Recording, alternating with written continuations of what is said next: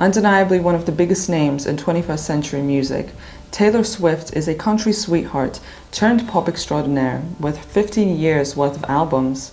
Whilst the media have preferred to focus on the trivial aspects of her private life, Swift is a singer first and foremost. From the very beginning in Pennsylvania, performance was Taylor's interest as she began to involve herself in musical theater at her school. Production after production occurred alongside trips to New York for singing lessons, fueling her passion further. Discovering the country legend Shania Twain and subsequently the country music genre, Taylor Swift set her mind on a move to Nashville to pursue something similar. The family moved to Hendersonville, Tennessee, around 18 miles from Nashville, in an attempt to establish Swift's country career. Whilst she was only 14 at this time, Taylor Swift had already been in contact with industry professionals and had a deal with RCA Records prior. Combining natural talent with supportive parents, the foundations were set early for her musical career, and Swift decided to graduate a year early. In the build-up to her self-titled debut, Taylor Swift, the musician had been working in collaboration with songwriters known for being on Music Row, Nashville's iconic district, which is full of powerful music influence. Specifically, Swift had been working with Liz Rose, where Rose would support her writing process. It became evident that Swift was a natural songwriter with an imagination able to transform everyday teenage life. When her 2006 debut was released, Taylor Swift brought a wealth of lyricism that captured the hearts of teenage girls, and a new generation of country fans was catered for. Taylor Swift is comprised of 11 dreamy country pop songs, full of heady, first-time romance and hazy guitar chords. Critics praised the maturity Swift presented in her observant lyricism that existed somewhere between girlhood and womanhood, whilst its commercial success was in abundance. Today, Taylor Swift's debut is 7 times platinum in the US, and fan favorites Our Song, Teardrops on My Guitar, and Picture to Burn continue to bring cheers when performed live. Whilst her debut achieved outstanding heights, it was her sophomore album which rocketed Taylor Swift into the mainstream. Fearless is a brilliant mixture of power pop sensibility with country instrumentation, accompanied by a whirlwind of relationship truths. It has been noted during the production, Taylor Swift was influenced by the honest nature of Sheryl Crow's lyrics. This is especially evident in Swift's song 15, which captures the expectation of being a teenage girl and the naivety that comes within it. In the chorus, Swift is rather confessional and candid, because when you're 15 and somebody tells you they love you, you're going to believe them. And when you're 15 feeling like there's nothing to figure out, well, count to 10, take it in. This is life before you know who you're going to be. Alongside the Raw 15, singles such as Love Story and You Belong With Me were worldwide successes. The latter was awarded Best Female Video at the MTV Video Music Awards, where Kanye West interrupted Swift's speech and claimed Beyoncé deserved it more. This moment became an integral moment in Taylor Swift's career, influencing her ever-powerful persona for years to come as she spoke out against unfair treatment. Regardless of the conflict, Fearless is one of Swift's most quintessential albums in her discography. Following the first 2 albums, Taylor Swift ventured further into the genres of rock and pop with 2010's Speak Now. Its sparkling purple artwork is entrancing, whilst the lyrical themes are similar to the last album, albeit a little more sophisticated and fully formed. However, it is important to note that Swift had still only just entered into adulthood and was consequently achieving things that artists double her age were only beginning to achieve. Speak Now was the first album of entirely Swift's work alone, containing no writers. It thus feels extremely intimate.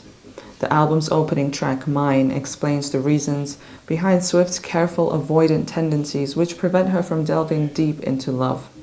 It speaks of her father and her background and the realization of how important the memories of her lover are. Mean, on the other hand, is a pure country song about the unjustified meanness of individuals, specifically critics who fail to be constructive in their criticism. The subject matters in the album are an important aspect as she continues to navigate the transition into adulthood. Partnering up with her longtime producer, Nathan Chapman, once again, Taylor Swift made what would become the turning point in her career, Red, in 2012. Most prominently, the change was heard in her style of music, An array of fresh producers joined the two well-acquainted collaborators, and with them a wealth of new approaches. Red often found itself in the pop genre with majestic hooks and catchy choruses, as well as straying away from banjos in favor of electronic additions. Although there was a fair share of country purists who were not on board with the new sound, the vast majority praised the experimentation and growth from the previous three albums. Stardom, sex, and failed romances were written more explicitly in the album too. The album's debut single, We Are Never Getting Back Together, came about naturally from an in-studio discussion with producers about a rocky, on-off relationship, and it became a fun writing experience. Another single, I Knew You Were Trouble, addresses a toxic partnership and incorporates electronic elements, specifically dubstep, in its chorus. Taylor Swift brought pop back once again with the next album, 1989. Referencing the year she was born, the album is a buzzy, dreamy synth-pop collection of songs about self-realization. The title pointed towards a rebirth. Releasing 6 singles, 1989 gathered a very large amount of sales from its singles such as Style, Bad Blood, Shake It Off, and Blank Space. Although she spoke of unsuccessful love, the album decided to be approached much more playfully than her other albums had.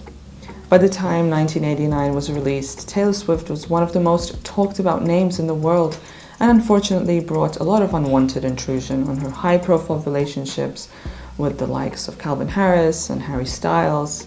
Gossip columns and tabloids generated headline after headline of speculation, attaching Swift to misogynistic reputations about her personal life. The invasion led to the fearlessness of Reputation in 2017, and with it, birthed the likes of Look What You Made Me Do, Endgame, and Ready for It. The album re-established and reasserted Taylor Swift's power over herself and served as a reminder of her ability to change the narrative. From 2019 to 2020, Taylor Swift has released 3 albums. As busy as ever, they were just as successful as one would have imagined. Lover in 2019 was a dreamy, uplifting collection of tracks about acceptance and unforgiving love. It was the best-selling album of the year, drawing in 3.2 million copies in the year alone. In 2020, under much isolation from the COVID-19 pandemic, Swift wrote Folklore and Evermore, which were released in close succession. They are seen as intrinsically connected, discussing untouched topics of grief, nostalgia, and general introspection. The two were produced with Aaron Dessner of The National and Jack Antonoff. Whilst the latter worked with Swift on 1989, it is the former, Dessner, whose influence has been heard especially. Both quickly reached the top of the charts worldwide and proved that no matter the situation Taylor Swift finds herself in, she can create an amazing soundscape out of it. And that is what makes her one of the 21st century's most talented songwriters. You can check out the Carly of Spotify to listen to the original tracks of the artist. It's a curated playlist with the most popular songs.